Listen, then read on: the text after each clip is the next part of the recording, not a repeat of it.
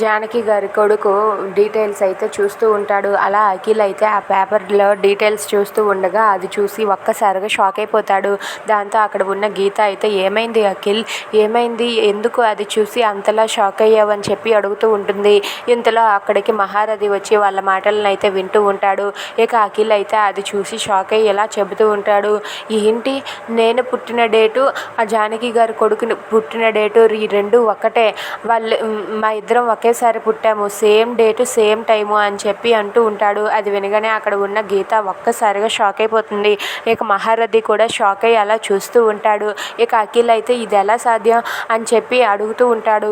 ఇక గీత అయితే ఇంకేమైనా డీటెయిల్స్ ఉన్నాయా చూడు, ప్లేసు, హాస్పిటల్ ఇవన్నీ ఉంటాయి కదా, ఆ డీటెయిల్స్ ఏమైనా ఉన్నాయేమో చూడు అని చెప్పి గీత అడుగుతూ ఉంటుంది. దాంతో అక్కడ ఉన్న అఖిల్ అయితే ఉన్నాయి, అన్ని డీటెయిల్స్ ఉన్నాయి, కానీ నేను పుట్టినరోజు అతను పుట్టినరోజు ఇద్దరిది కూడా బర్త్డేలు ఒక్కటే అవ్వడం ఏంటి, నాకు ఆశ్చర్యంగా ఉంది అని చెప్పి అంటూ ఉంటాడు. అది వినగానే గీత అయితే ఇంకెందుకు అఖిల్ ఆలస్యం చేయడం, నీకు వచ్చిన అనుమానాన్ని నువ్వు తీర్చుకో, నువ్వు వెంటనే వెళ్ళి జానకి గారితో DNA టెస్ట్ చేయించుకో, అలా అయితే నీ అనుమానం క్లియర్ అయిపోతుంది కదా అని చెప్పి అంటుంది. అది విని మహారథి ఒక్కసారిగా షాక్ అయిపోతాడు.